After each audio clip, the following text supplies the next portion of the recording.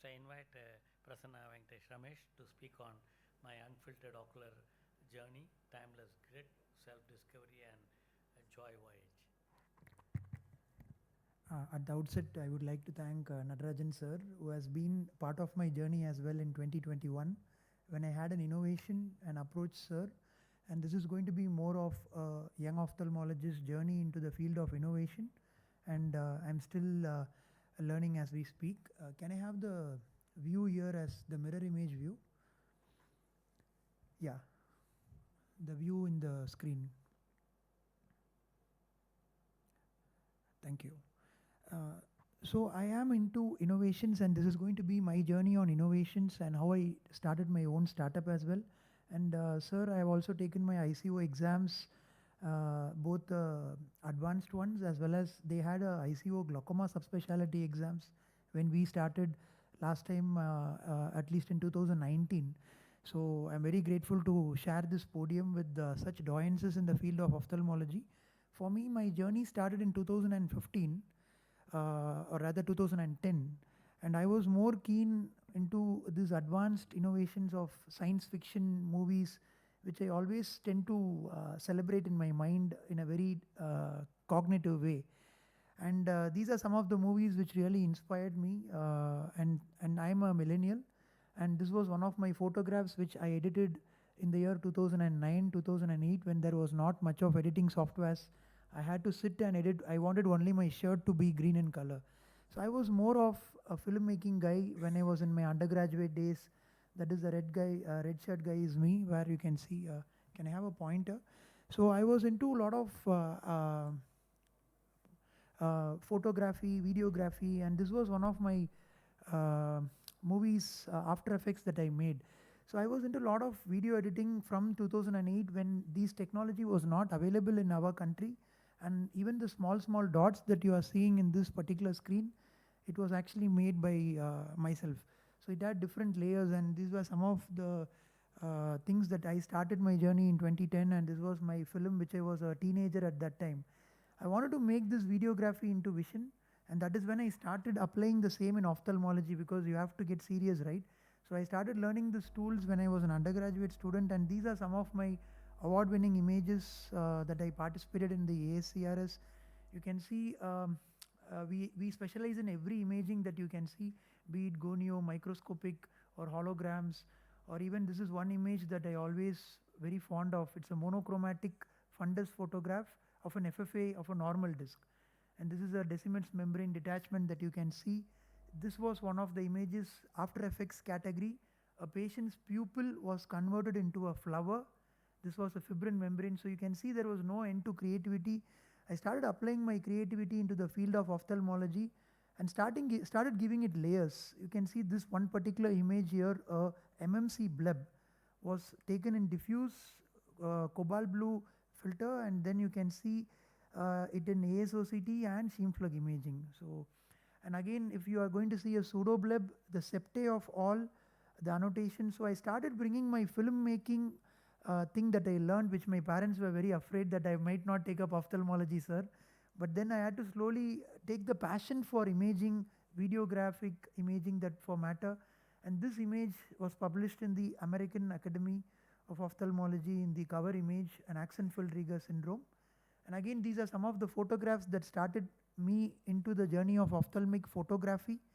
I'm not going into the depth of all the photographs, but I wanted to show you how I captured each, because that is how my passion entered into the photography. So all these photographs are my own images, and I tend to capture. This is a lone wolf that I coined, one of the Sturge-Weber patients which had this, and this is a colobomatous eye as well. And you can see all are complex photographs. I have a story between this one photograph here. When I was operating, it was a clean rhexis, but my side ports were not that great, one of my earlier cases. And the iris started going on either side as a prolapse, and I was able to see an eye within the eye. So these are some of the collections I even tried to recreate, but I was not able to. It just happened on that day, and I just mirrored it. It looked like an eye speaking to me on a tissue level plane. So right, so these are the photographs, and I have a huge number of collections of these photographs. As I told you, I have published extensively from the regional journal to the American Academy. This is my image on the AAO cover. and I also published on IJO cover, and I'm very keen. I converted this into publications, and most of the journals has my photographs, to name a few, including our own Yo Times, which we had in Cochin as well. So this is how it started for me, and imaging videos was how it really started for me. Appa also recognized my talent along with Nadarajan sir here. Consistently in the last 4 years, I have able to make an impact in APAO for the photography category. And I wanted to move further. It was not only photographs or a video based one. That was when I wanted this thought of holograms, and this was the sixth cognitive thinking that went into my mind. Can I do this? Because I was doing a lot of photography, but that was not enough, and that propelled me to make 2D animations. So me being a glaucomatologist started making animations in a very simple way of what is an iris process, what is a peripheral anterior synecdoche. Because today a young ophthalmologist or me trying to teach what is an iris process and what is the peripheral anterior synecdoche is day one of glaucoma curriculum. And once you make an animation and show them, now when they do gonio, they know that iris process is fine, whereas the PAS is more broad basal. So I started videographic application and started converting it into more of practical things. Like this is a 10-second video where a pupillary block is shown, where the cause happens here, but the effect happens here. The cause happens in around this region, in the iris and the lenticular plane. I'm just playing this video once again. So my whole idea was, can we start the curriculum as an image video based curriculum where the pupillary block happens here, the acute attack happens here. So this is how my journey started, and the YouTube, there was never a YAG-PI video, sir. When I shot my first video in 2019, there was not a clear video on YAG-PI. So the pedagogical boundaries were pushed. So this was one of the YAG-PI videos that was published in a high definition, and you can see that the photo disruption is beautifully seen here. I used a slow motion camera to catch the photo disruption, and you can see, even I'm just going back here, just like the Tenet movie. Now you can see the bubble starts coming, right? See how the bubble starts coming and it goes to the 12 o'clock position. Look at the gush of aqueous. I'm just going back here and it's all back to normal. So the idea was to keep pushing boundaries, and we just came from a teacher's session from below. And this is another video of mine where I have not used an Abraham lens, but you can see the photo disruption here. So this is how photo disruption looks in a phone camera, a smartphone camera. So can we really show concepts of photo disruption, what it is? For the neophytes to understand this so that it really helps them much better in teaching was one that I got inspired by Professor Dr. Nadarajan sir. And this was one of the video of a glaucoma patient. In 1 minute, can you show what is glaucoma? This is a 1 minute video where first we show the cup disc ratio, we zoom in, because less is more is what today's youngsters are moving in, as Prasanna sir was also talking in the below session. Everybody wants more information in less amount of time. So I'm giving them bionetting sign, then I'm showing them ISNT rule is breached, and then I'm just zooming out. One image, I made everything possible. All these are my own videos and my own animations.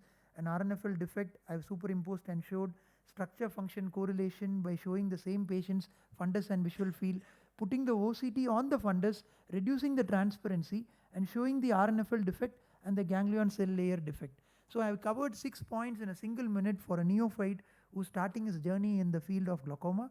And I'm more into a video-based curriculum that I started, and I started publishing my videos as well. So to show a few more videos, ALT versus SLT spot size, argon laser peripheral iridoplasty, where you pull the iris, which is a oppositional angle closure where you can actually pull the iris and it opens up. And the same, can you show it from a front-on view? That is also possible, right? Only a cross-sectional view or a front-on view. So my mind changed from videos itself. Can I approach it from a gonioscopic view? A front-on view, a cross-sectional view, a gonioscopic view, and I was still making a lot of videos. I was not really pushing the boundary further. That is when I was more into YouTube and publishing all my less is more videos of 1 minute each, and I started making a lot of unanimated models of circle of Willis, YAG-PA, and we also got it printed, which I have it with me, which I can show it at the end of the session as well. So these are the eyeball models, the circle of Willis, and you name it, we have printed all these models for the benefit of teaching all the pathologies, myelinated nerve fibers, splint hemorrhage, new vessels, and then was when I cracked augmented reality. So I was able to crack augmented reality in a smartphone using the LiDAR technology, where on day one in medical curriculum, you see on the right hand side, this is the camera view which is actually seen in the mobile camera. And left hand side is the real world scenario where the pedagogue or the teacher is trying to move his phone and he's orienting the neophytes on day one to what structures actually a retinal surgeon may see or a glaucomatologist may see. And that is one presentation I did in TNOA in our state conference 2021. I was able to extremely show all these structures.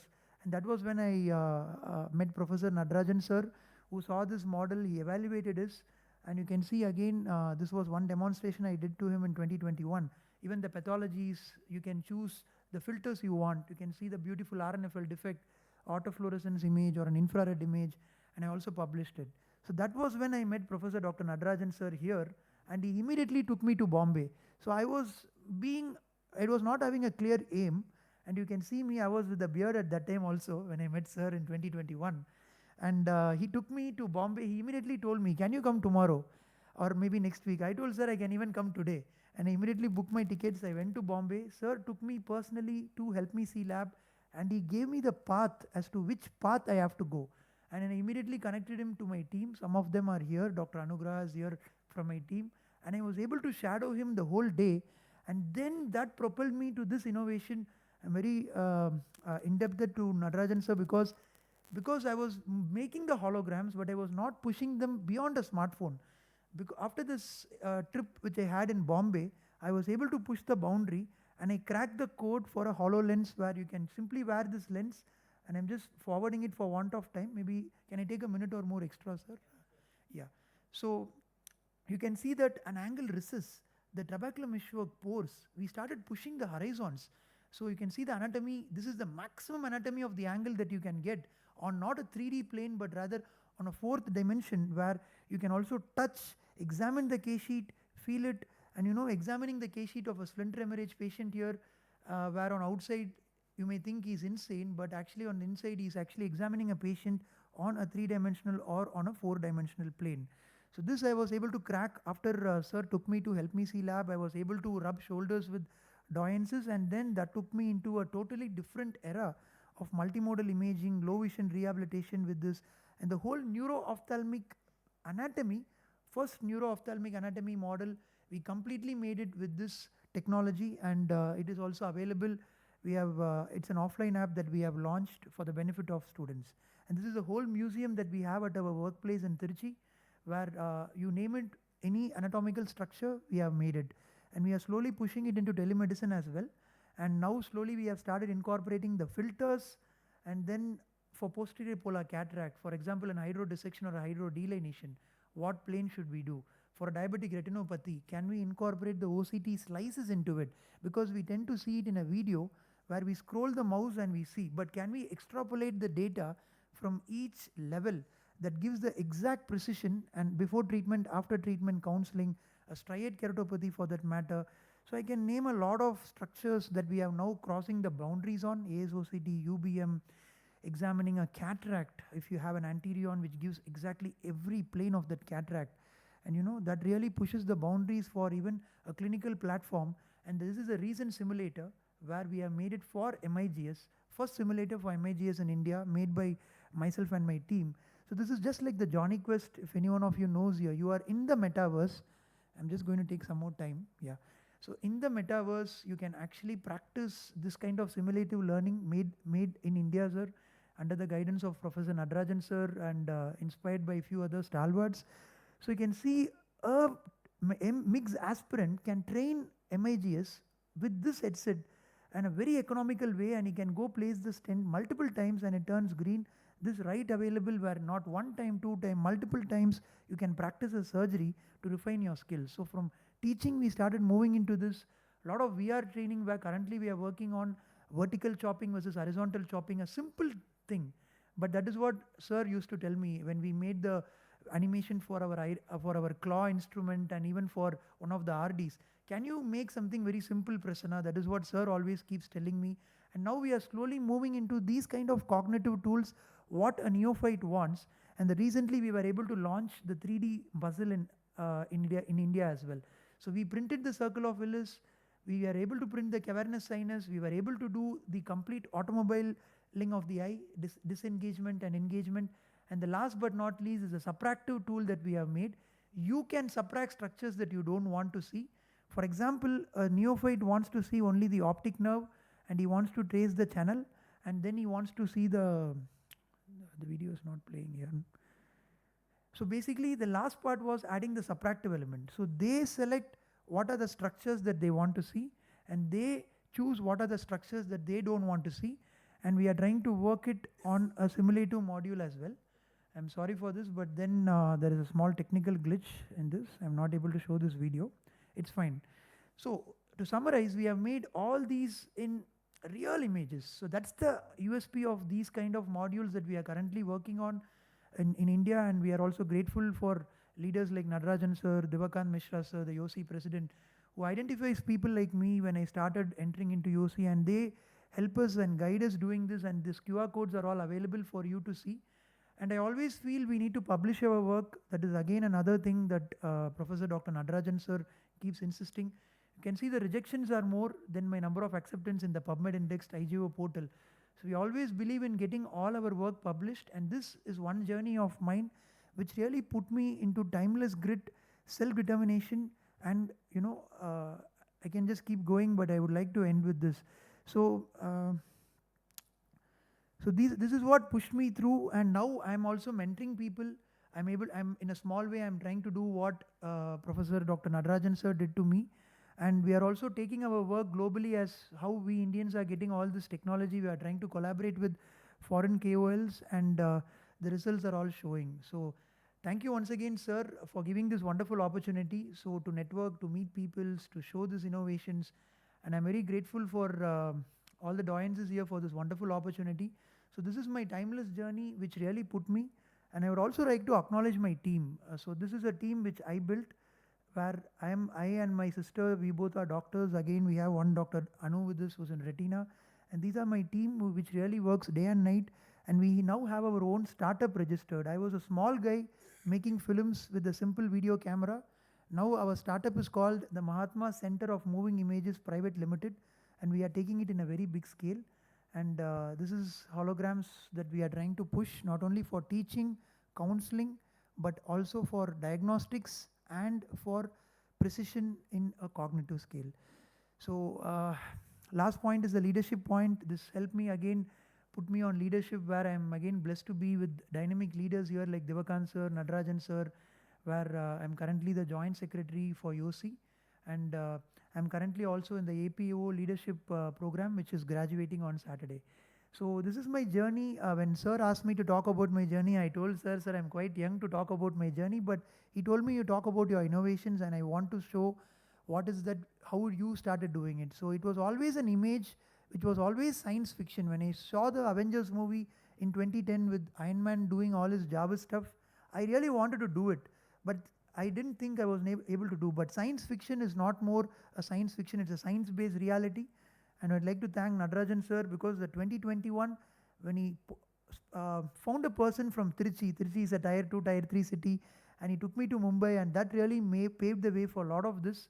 And thank you once again for giving me this opportunity, sir, in this ICO session. Thank you.